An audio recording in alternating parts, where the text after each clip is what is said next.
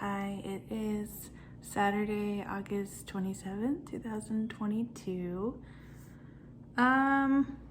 Well, I was gonna make a video about my Reiki session that I did last year, but I think I'm gonna save it. Maybe I'll do it later today or sometime soon.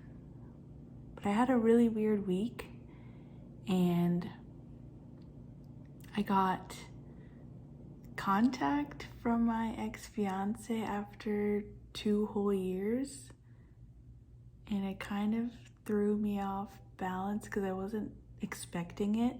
I mean, I knew like eventually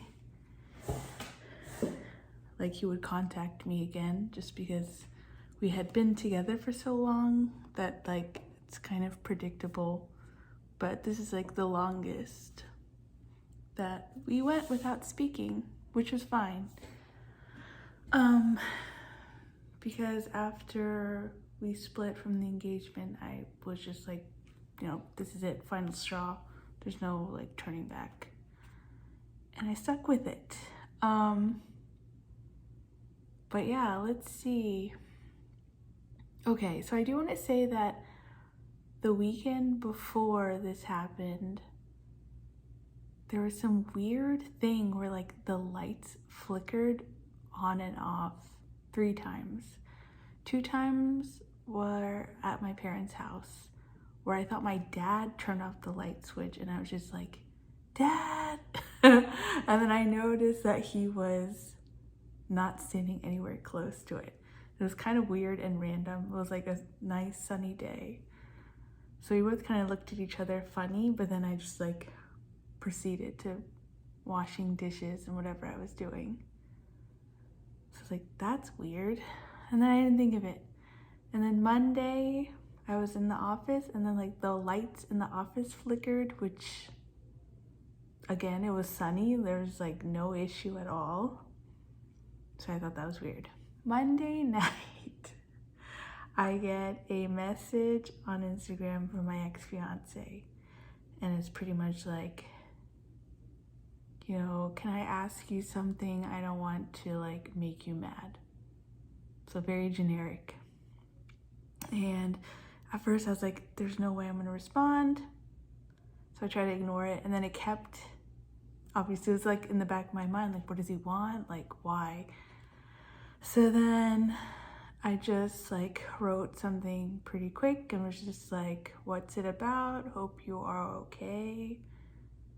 And then he messaged me back saying like, I miss like talking to you about like all the stuff we have in common. Like he was talking about hockey and stuff.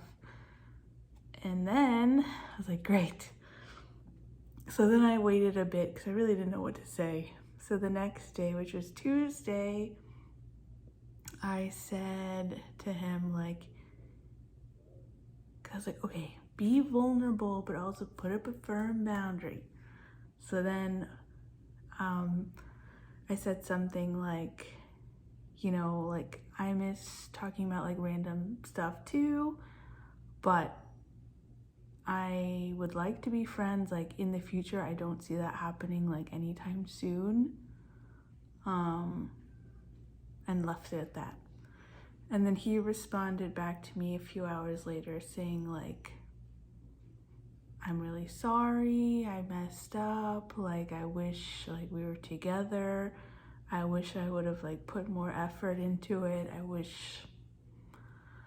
I don't know, we were together still, and like I feel like I lost my best friend.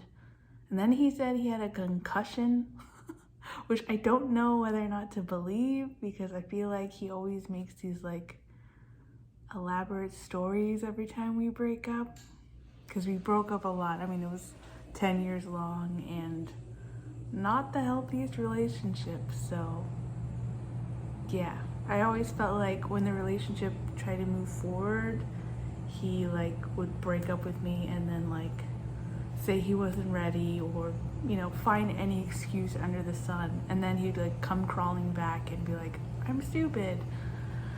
So yeah, again, this time it was a repeat of it. So it was weird. And that whole Tuesday, I was like so emotional, just like crying my eyes out. And I think it wasn't like that I missed him. It was just like I felt sorry that like I was just put through so much garbage that I didn't need to be put through. And the fact that like this guy's trying to squeeze himself back into the picture after so much like healing and work that I've done on myself, that like there's no way. Like I tried to like close that chapter shut 2 years ago when we broke up. And so yeah, I was like crying so hard and like so mad that like my jaw was so tense. I thought I was gonna get lockjaw, that I had to put like a heat pad around here to go to sleep. Anyway, the next day and Thursday, I was completely fine. I just like, it almost felt kind of like a release after that. Like after he told me about the concussion thing, I was like, sorry to hear about that, like hope you will be fine. And like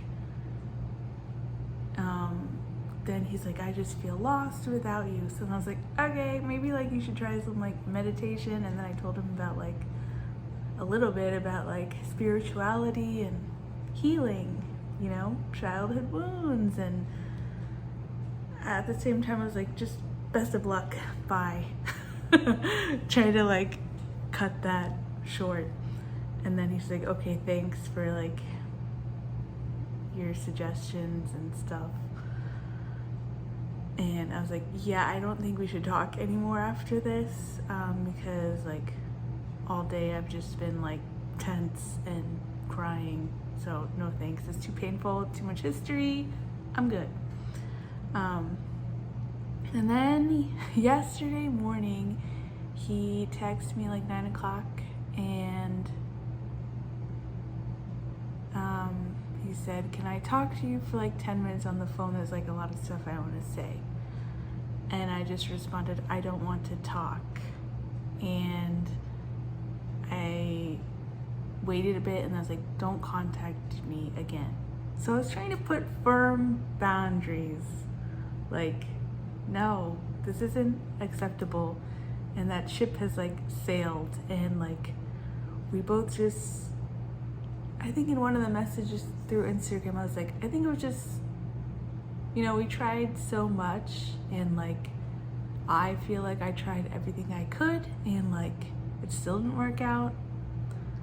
So I told him, I was like, maybe it's just like some life lesson that we need to learn, and we just move forward. Anyway, he didn't really say anything about that. So then after I said don't contact me again, I put my phone on do not disturb, and then I just like left my phone upstairs and went downstairs and did other stuff. And then I checked my phone after like 3 hours, and he had just long paragraphs. I just hit block caller, and then I went to Instagram and blocked him there because yeah, he was not I said don't contact me, and I was trying to be nice and, you know, helpful, but he just kept pushing what he wants. And, you know, I've done enough healing and I've moved past this. I don't want to like go backwards. So anyway, those long messages were like, you know, I wish I would have married you right then and there. I don't know what was stopping me, and like we would have been married with kids by now, and like I still am in love with you. I only want you. There's like no one else that compares. You know, all the stuff you wanted to hear probably like many years ago, and then you saying it now when it's just like so much damage was done that I don't feel the same way at all. But anyway, so what does this all have to do with whatever's going on in my life? I think, I watched a few manifestation videos. They do talk about something called birds before land. Obviously, I was not manifesting this at all. I was manifesting my twin flame. And I also feel like my ex-fiance was my karmic partner. So 100% not my twin flame. But I think like, yeah, I don't know. Maybe it's a good sign that like my twin flame or like, I don't know, soulmate or something is coming along. But it's just very weird to like be on that side finally where I'm just like, no, I'm good, and like I don't know what else to say to you. I wish you well. Yeah, it was weird. So also I want to say, when the lights were like flickering randomly 3 times before that nice little surprise, I did get random compliments from people. So like strangers. One was the man at the grocery store who was just like, how are you doing? He's like putting stuff away. How are you doing? And I was like, I'm fine, you know. And then he's like, you have a beautiful smile. And I was like, thanks. And then Tuesday, when I went for my appointment, the lady's like, oh my God, I love when you come here because like your smile just makes me want to smile, and I just know I'm gonna have a good day. Like you just have such a great like aura about you. And I was like so flattered that she said that. That was nice. But anyway, that was my week, and I really am trying to process what this all means, and all I can say is, you know, I told 2 friends about it, and they're like, you know, I'm so proud of you, Mala, like you're so strong. Like if someone said this stuff to me, I would have easily just caved or something. And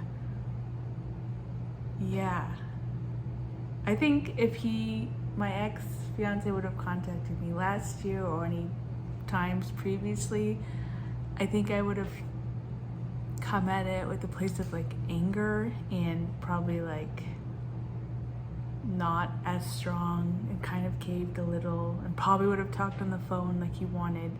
But this year I feel like I'm in control, and that it's my life, and I'm like, what's it called, directing what's happening. Like, yeah. And I feel like I lost that control for many years before that. And I feel like I'm like more capable to do and handle very tense situations. So I haven't cried since Tuesday about it. You know, I think that chapter is closed shut. So I'm looking forward to seeing like what's in store in the coming months, and you know, hopefully those big manifestations that I want are coming. Well, I guess they're already mine, but like the more that I stay true to myself and align with what I want, the more that I gravitate towards getting those manifestations. Anyway, thought I'd share. Yeah, let me know if once your like vibration, I guess, reaches a certain point, if just people from your past kind of fluctuate towards you and apologize. It's such a weird feeling, and I don't think I've like processed it 100%, but yeah, I feel almost like, what's it called? Like no one can mess with me. I'm just like focus on the present and like future. And that's like such a good feeling to have after so long. Anyway, okay, have a good weekend.